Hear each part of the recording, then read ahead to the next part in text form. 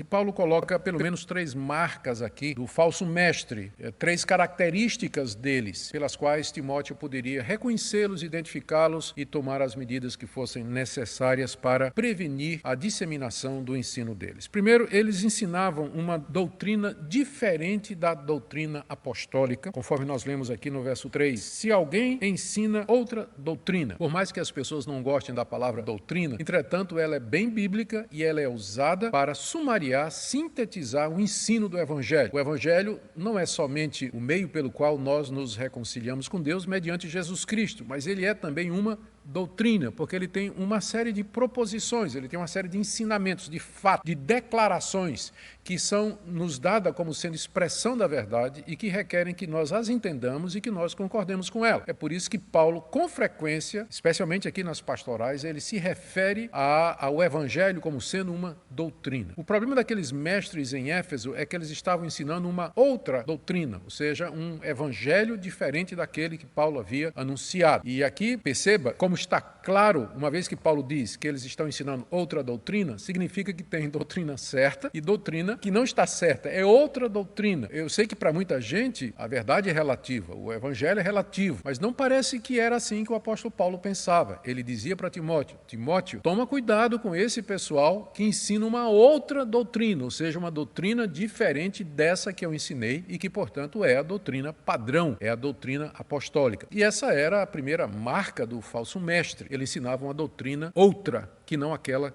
que havia sido ensinada pelo apóstolo Paulo. Segundo, ainda no verso 3, Paulo diz que ele não concorda, não Paulo, né, o falso mestre, ele é reconhecido pelo fato de que ele não concorda com as sãs palavras de nosso Senhor Jesus Cristo. As sãs palavras do Senhor Jesus Cristo significa as palavras verdadeiras que o Senhor Jesus Cristo proferiu e ensinou, ou as palavras verdadeiras a respeito da pessoa de Cristo. Provavelmente Paulo está se referindo ao fato de que se referindo ao ensino de Cristo, que já circulava àquela altura, não somente através da tradição oral preservada pelos apóstolos e discípulos de Cristo, mas também em fragmentos, em escritos, em textos que colecionavam os ditos de Jesus. Alguns evangelhos talvez já estavam circulando. O ponto é que as palavras de Jesus, que serviam de base e fundamento para o evangelho, elas eram esse referencial e os falsos mestres não concordavam com essas palavras verdadeiras, eles discordavam, eles divergiam daquilo que Cristo havia ensinado. A terceira marca aqui, com relação ao ensino, é que eles também não concordavam, os falsos mestres não concordavam com o ensino que é segundo a piedade final aí do verso 3. Aqui é outra maneira de Paulo dizer do ensino segundo o Evangelho. Nós já vimos que aqui nessa carta a palavra piedade ela sempre é usada para se referir ao Evangelho, porque o Evangelho produz essa atitude piedosa, de devoção, de comunhão com Deus, de submissão e aceitação do nosso Deus. Então, por isso que Evangelho e piedade são identificados aqui nas cartas pastorais. Então, em resumo é isso. Timóteo, falsos mestres. Primeiro, o ensino deles. Eles ensinam outra doutrina, eles não se contentam, eles não concordam com as sãs palavras do Senhor Jesus e nem com o ensino que produz a piedade, que é o nosso Evangelho.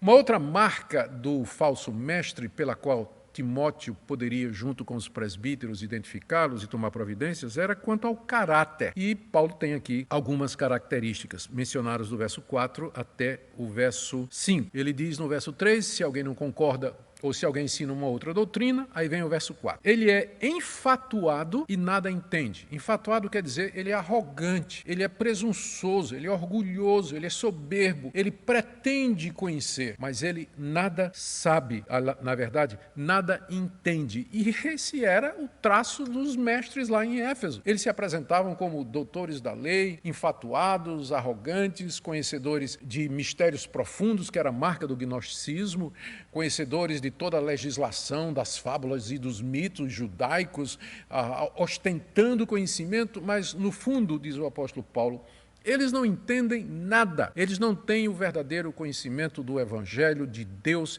do caminho da salvação, da graça que foi revelada em Cristo Jesus. Segunda coisa, com relação ao caráter deles, é que eles têm mania, estou no verso 4, eles têm mania por questões e contendas de palavra. Essa expressão na língua grega, ela quer dizer mais ou menos o seguinte, eles são maníacos por isso, é como se eles tivessem uma doença, eles não conseguem se livrar disso. A melhor expressão é essa mesmo, eles têm mania, né? São maníacos por brigar, é o desejo deles, eles querem passar o tempo todo, nas palavras de Paulo aqui, envolvidos em questões e contendas de palavras. Não é que a gente não possa levantar questões e a gente não possa discutir, procurando alcançar um conhecimento maior da verdade, mas é que esses falsos mestres tinham mania por isso. Vamos dizer assim, era o que marcava o ministério deles, polêmica, discussão, provocação, e por aí vai. E aí vinha o resultado disso, né? O resultado dessa mania por contendas, desse orgulho de pessoas que nada entendem, o resultado é, final do verso 4, disso nascem, olha a lista, inveja, provocação, difamações, suspeitas malignas e altercações sem fim. Altercação é discussão que não tem fim. Era isso que o caráter daqueles falsos mestres produzia esse tipo de sentimento nas pessoas, de briga, de conflito, de divisão, trazendo racha e separação dentro da igreja e discussões que não tinham fim, que não acabavam. Então, pense nisso antes de você começar a discutir com uma pessoa que tem mania por polêmica, porque não tem fim. É como pegar uma onça pelo rabo, né? Não tem fim. Você vai argumentar, você vai raciocinar, você vai explicar, mas não sempre volta, sempre volta. Por isso que a Bíblia diz que a melhor coisa é não responder ao tolo segundo a sua tolice.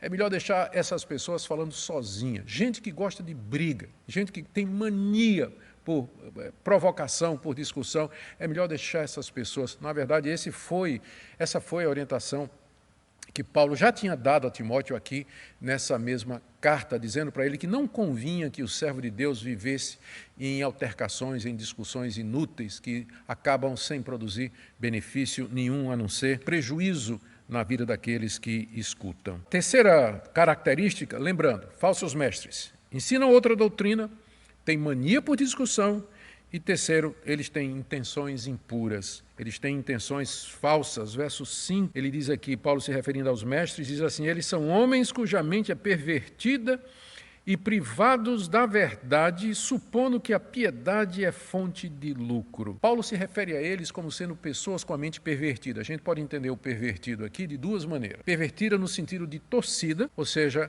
eles tinham um problema mental, eu até anotei aqui, eles tinham perdido o juízo, poderia ser traduzido dessa maneira. Ou a palavra pode ser tomada numa conotação moral. Eles tinham pervertido a sua mente de forma que, perversamente, eles tinham mais intenções. Talvez seja esse o sentido que Paulo está dizendo aqui. A mente deles foi pervertida, torcida para o mal. É uma mente inclinada para o mal. Seus pensamentos são obscuros, são pensamentos egoístas. Como, de fato, em seguida Paulo diz que eles são privados da verdade. Ou seja, eles não têm conhecimento da verdade. Eles não têm a verdade como possessão deles, embora eles se apresentem com toda aquela arrogância, com todo aquele falatório, mas eles são homens privados da verdade, eles não conhecem a verdade de Deus. E, por isso, olha agora, final do verso 5, eles pensam que a piedade é fonte de lucro. Essa é a motivação permanente de falsos mestres. Você sabe por que tem falsos mestres na igreja? Porque eles supõem que a piedade é fonte de lucro, ou, em outras palavras, eles acham que pode enriquecer com o cristianismo. Eles veem o cristianismo como um negócio ou como uma fonte de lucro, pelo qual eles podem angariar recursos pessoais e tirar benefício. Eles supõem que a piedade é fonte de lucro. Lembrando que piedade aqui significa o evangelho, e no caso, o cristianismo. É essa a intenção do falso mestre. Era essa a intenção dos mestres lá em Éfeso.